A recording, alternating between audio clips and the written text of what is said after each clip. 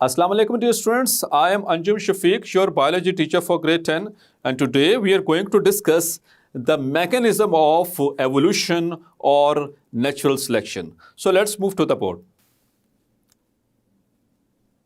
So a mechanism of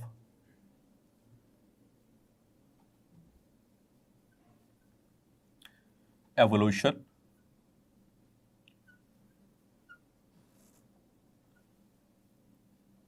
which is also called as natural selection.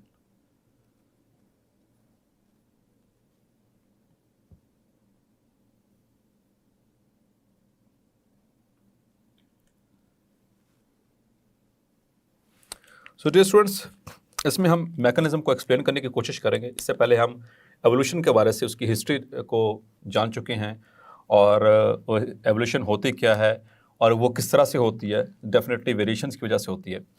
So almost all populations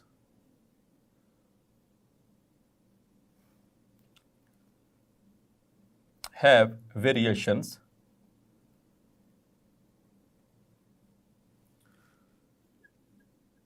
for the characteristics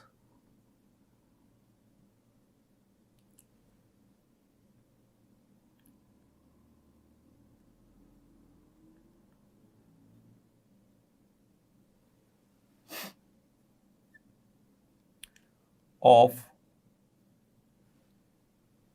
its members.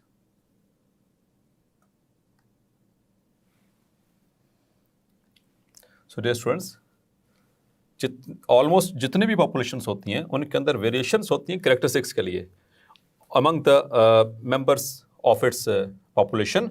And हम इसको इस तरह से भी कह सकते हैं कि that there are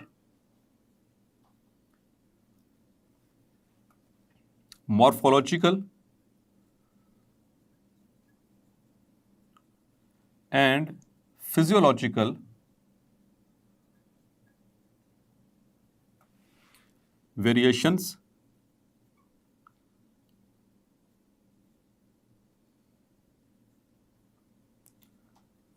in a population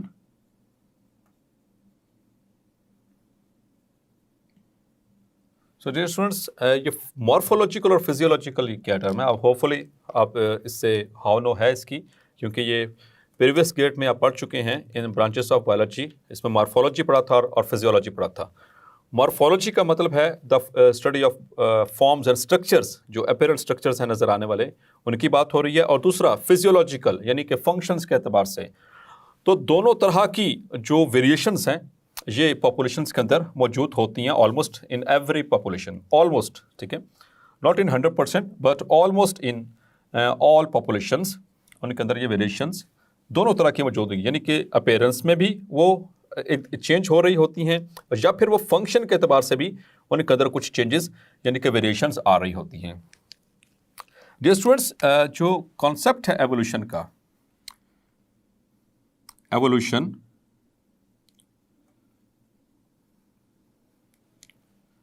so basically it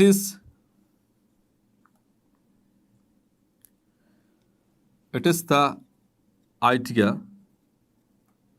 which supports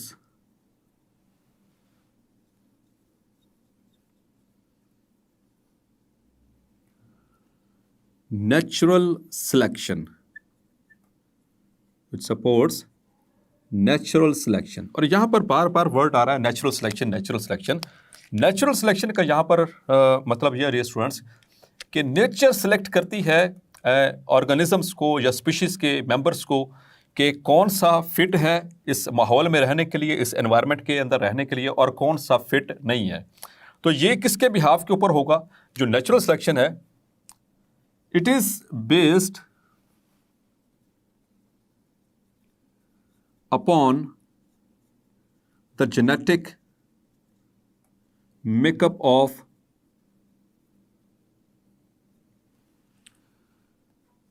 an organism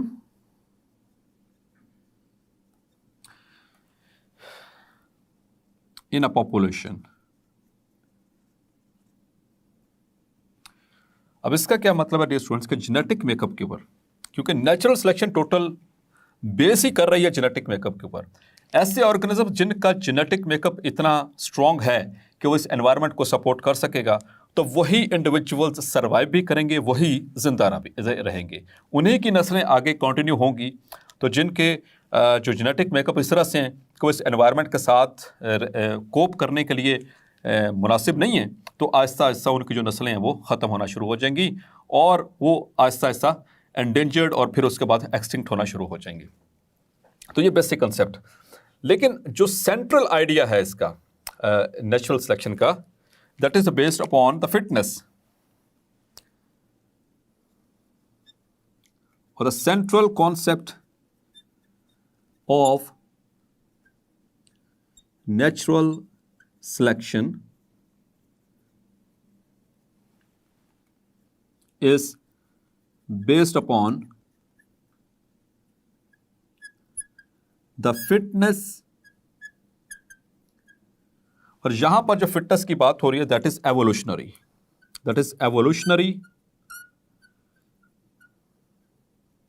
fitness. So dear students, ये एवोल्यूशनरी फिटनेस क्या है? फिटनेस का पहले लिटरल मीनिंग ले लेते हैं, इसको समझ लेते हैं कि यहां पर फिटनेस का क्या, एवोल्यूशनरी फिटनेस का क्या मतलब है। So here fitness means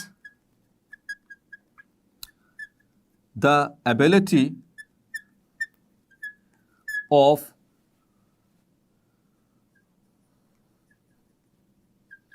organisms to survive and reproduce।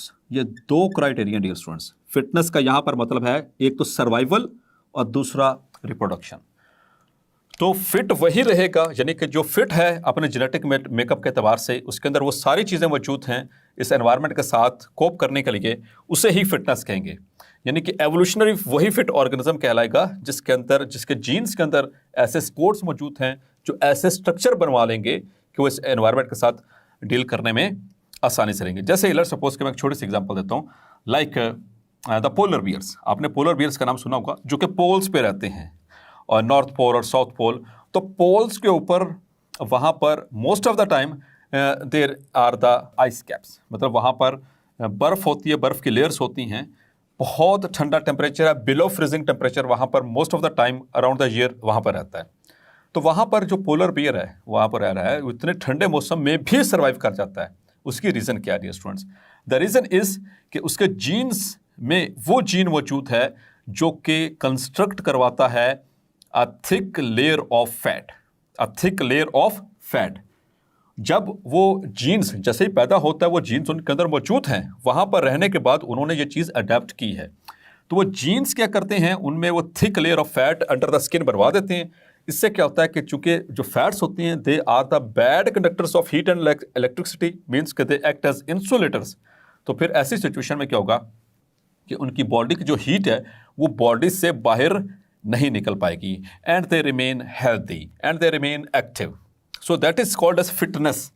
अगर यहाँ का जो हमारे मैदानी इलाकों का जो बियर है, जिसको आमतौर पर ब्लैक बियर कहते हैं या ब्राउन बियर भी कहते हैं, वो ब्लैक बियर अगर आप उठा के उधर पोल्स पे ले जाएं तो इसके जीन्स में वो जीन्स नहीं होंगे, इसके पास वो जीन्स नहीं है जो कि उस थिक फैट लेयर को कंस्ट्रक्ट करवा सकें। तो फिर अल्टीमेटली क्या होगा, वो जाकर 1 या 2 दिन के अंदर ही ठंड से मर जाएगा। या फिर अगर आप पोलर बियर्स जो है वो उसको यहाँ पर मैदानी इलाकों में ले आएँ, यहाँ से वो गर्मी से मर जाएगा, क्योंकि इतनी मोटी उसके पास वो चर्बी की लेयर है, एक फैट लेयर है उसकी स्किन के नीचे। सो दैट मीन्स के वो जेनेटिक्स मेकअप का होना एनवायरनमेंट के अंदर उसको कोप करने के लिए, एनवायरमेंटल स्ट्रेस को, एनवायरमेंटल चेंजेस को, इन वेरिएशंस को जो है वो उनसे निपटने के लिए जिस ऑर्गेनिज्म का जेनेटिक मेकअप फिट है सिर्फ वही रहेगा, उसी की नस्लें आगे चलेंगी और वही स्पीशी आगे कंटिन्यू होगी। ये इसका बेसिक कॉन्सेप्ट है। Means that is a central concept of natural selection which is based upon the evolutionary fitness. Evolutionary fitness मतलब कि ability of organism to survive, यानी कि वो स्ट्रगल करता रहे और रिप्रोड्यूस करता रहे। डियर स्टूडेंट्स, जो जहाँ तक सर्वाइवल की बात है, तो सर्वाइवल के एतबार से देखा जाए जो ऑर्गेनिज्म है उसकी तादाद और उससे जो पैदा होने वाले बच्चे हैं उनकी तादाद कहीं ज़्यादा होती है। मतलब एक ऑर्गेनिज्म से उससे जो बच्चे पैदा होते हैं उनकी तादाद ज़्यादा होती है। तो जितने ज़्यादा उनके ऑफस्प्रिंग्स होंगे उतने ही ज़्यादा उनके अंदर वेरिएशंस आएंगी, और जितनी ज़्यादा वेरिएशंस आएंगी तो हर एक के पास मुख्तलिफ रिकॉम्बिनेशंस के, हमने बात की थी कि म्योसिस हुई थी, म्योसिस के अंदर क्रॉसिंग ओवर हुआ था, तो उस क्रॉसिंग ओवर के दौरान मुख्तलिफ तरह की वेरिएशंस प्रोड्यूस हुई थी। अब किसी के अंदर क्या वेरिएशन है, किसी के अंदर क्या वेरिएशन है, उसमें से वो वाला ऑफस्प्रिंग जिसके पास जेनेटिक मेकअप बिल्कुल फिट है इस एनवायरनमेंट के साथ जो मुकाबला करने के लिए, इसके अंदर सर्वाइव करने के लिए और रिप्रोड्यूस करने के लिए, वही चलेगा, वही अपनी अगली नस्लें भी चलाएगा। जबकि उससे जो दूसरा इसके कंपैरेटिवली जो दूसरा ऑर्गेनिज्म जिसके पास ऐसा जेनेटिक मेकअप नहीं है कि वो या उसके अंदर इस तरह की वेरिएशंस मौजूद हैं कि वो इस एनवायरनमेंट के साथ कोप ना कर सके, तो उसका सर्वाइवल मुश्किल हो जाएगा। इसी तरह से हम ये जो सी वेरिएशंस प्रोड्यूस हो रही है यहाँ पर, वेरिएशंस उसको दो सेंस में इस्तेमाल कर सकते हैं। These variations are either favourable और unfavourable.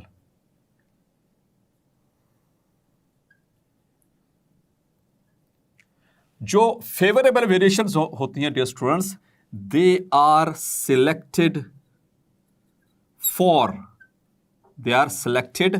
For transmission into next generations. वो अगली नस्लों में मुंतकिल होने के लिए सिलेक्ट हो जाती है। दे आर सिलेक्टेड फॉर, इस पे गौर रखना है।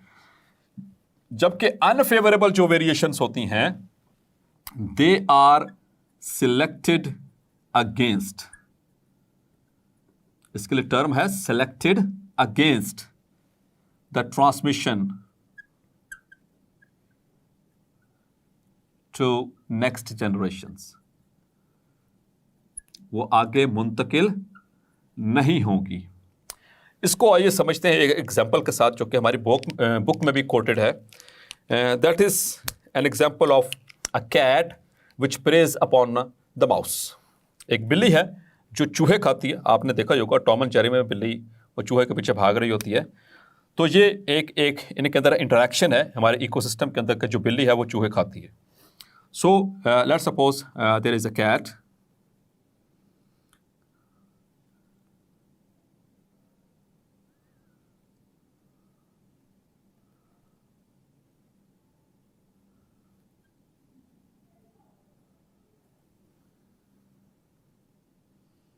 So this is a cat. It preys upon, ये प्रेडेटर है, ये खाती है चूहे। अब चूहे हैं यहां पर तीन तरह के। एक हैं लाइट कलर्ड माइस, एक है इसमें थोड़े से मीडियम कलर्ड माइस, और एक कैटेगरी इसमें डार्क कलर्ड माइस।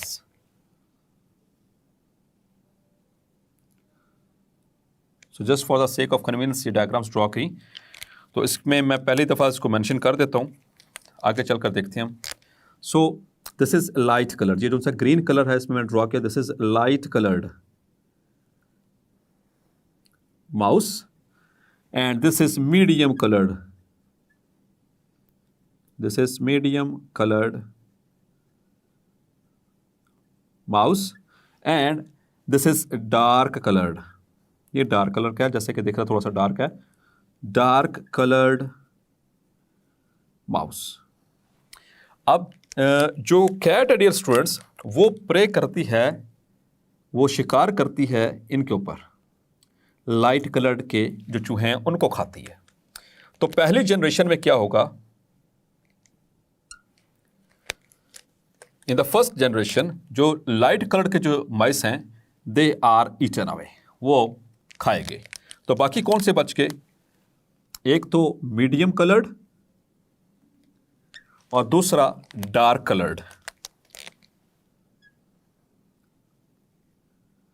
अब क्या होगा कि जो मीडियम कलर्ड और डार्क कलर्ड ये अपनी नस्ल को कंटिन्यू कर सकते हैं। यहां पर जो वाइट कलर्ड यानी कि जो लाइट कलर्ड के जो चूहे हैं, ये हैं, इनके अंदर जो वेरिएशन है they are termed as unfavourable, they are selected against the transmission. ये चूंकि खाएंगे तो अब ये आगे नस्ल चला नहीं सकेंगे। अब अगली नस्ल में जो मीडियम कलर्ड के जो माउस हैं वो फिर प्रोड्यूस करते हैं दो तरह के माउस। एक उसमें है लाइट कलर्ड, अगेन इसमें लाइट कलर्ड के भी आ गए और इसमें मीडियम कलर के भी प्रोड्यूस किए, दोनों तरह के प्रोड्यूस किए। अब इस नस्ल के अंदर या इस जनरेशन के अंदर इसी तरह से डार्क ने डार्क कलर के प्रोड्यूस किए। अब इस जनरेशन में क्या होगा कि जो कैट है वो इन दोनों को ही खा जाएगी, लाइट कलर्ड को भी और मीडियम कलर को भी। तो अगले जनरेशन में ना तो लाइट कलर का होगा ना ही वो मीडियम कलर का होगा, बल्कि सिर्फ क्या होगा, डार्क कलर्ड। तो डार्क कलर जो है ये रिप्रोड्यूस करेगा। चूंकि ये खाया नहीं गया, इस वजह से अब जो डार्क कलर के हैं ये कहलाएंगी फेवरेबल वेरिएशंस। इनके अंदर जो वेरिएशंस आएंगे these are favourable and these are selected for the transmission into the next generation. और उससे जो अगली नस्ल आएगी उसमें सारे के सारे जो होंगे they will be the dark coloured mouse. तो इस तरह से जो ये वेरिएशन प्रोड्यूस हुई है डार्क माउस वाली, ये इनको बचा गई। So this is how the evolution takes place. Students, ये क्लेरिफाई हुआ आपको कि किस तरह से ये इनके अंदर ट्रांसमिशन हुई है। दोबारा से इसको एक्सपेरिमेंट को समझा देता हूँ। So there is a cat, ये प्रे करती है इन चूहों के ऊपर। इसमें 3 डिफरेंट कैटेगरीज के चूहे हैं, light coloured, medium coloured and dark coloured. तो पहले वो क्या करती है, उसका जो असल प्रे है वो पसंद करती है लाइट कलर्ड को। तो लाइट कलर के चूहे खा दिए तो अगली जनरेशन वो ख़त्म होगी, नेक्स्ट जनरेशन में वो नज़र नहीं आएंगे, बल्कि जो मीडियम और डार्क कलर के हैं वो अपनी नस्लें जारी रखेंगे, वो रिप्रोड्यूस करते रहेंगे, वो सर्वाइव कर जाएंगे। अब नेक्स्ट जनरेशन में जो मीडियम कलर के जो माउस हैं वो वाइट कलर के भी प्रोड्यूस कर रहे हैं और मीडियम कलर के भी प्रोड्यूस कर रहे हैं, जबकि जो डार्क है इसने भी अपनी जनरेशन्स प्रोड्यूस की। लेकिन अब की बार इस कैट ने इसको भी खा लिया, लाइट कलर को भी और मीडियम कलर को भी, मतलब ये यहाँ से रिमूव, फिनिश। अब सिर्फ क्या बच के डार्क कलर्ड माउस। अब डार्क कलर्ड माउस जो है वो अपनी नस्लें जारी रखेंगे। मीन्स कि यहाँ पर जो डार्क माउस हैं इसे कहेंगे दीज आर सेलेक्टेड फॉर, इसके लिए टर्म क्या होगी, ये कौन सी वेरिएशन है, ये फेवरेबल वेरिएशन है, it is selected for the transmission to into the next generations. While जिनसे ये 2 माउस हैं they are selected against, they are selected against. तो सेलेक्टेड अगेंस्ट किस में है, that is in the unfavourable variations. So dear students, आपने देखा कि कुदरत किस तरह से सेलेक्ट करती है खुद से उन ऑर्गेनिजम्स को जिनके पास फेवरेबल वेरिएशंस मौजूद हैं, यानी कि they are selected for the transmission of generations and transmission of characteristics. So hopefully आज का लेक्चर आपको क्लैरिफाई हो गया होगा। मिलते हैं नेक्स्ट लेक्चर में और इसकी एक और एग्जाम्पल को कोट करेंगे और इसको मज़ीद मैकेनिज़्म को क्लैरिफाई करने की कोशिश करेंगे। अंटिल देन अपना ख्याल रखिएगा। अल्लाह हाफिज़।